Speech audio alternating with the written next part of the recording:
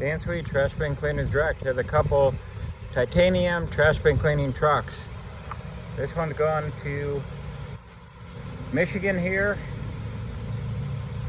on the East Coast, and we're gonna have this all wrapped and ready shortly. We just finished up Dirty Joe's right here, and that one just has one or two little preliminary things to do, and we're good to go to get this delivered and trained tomorrow.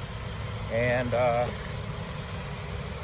training will happen shortly after we get the Dodge Ram. This is a Isuzu NRR, which is the same rating as the Ram Super Duty 5500 truck there.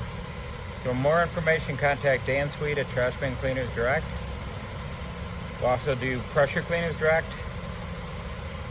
Once again, this is DirtyJoesBins.com, and it's actually Dirty Joe's Bin Cleaning and Sanitizing.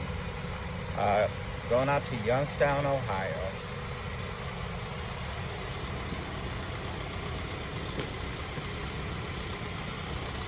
They did a great job even into the windows on here.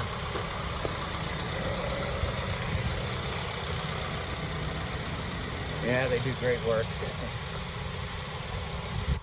Can't wait to see how the Ram's gonna turn out.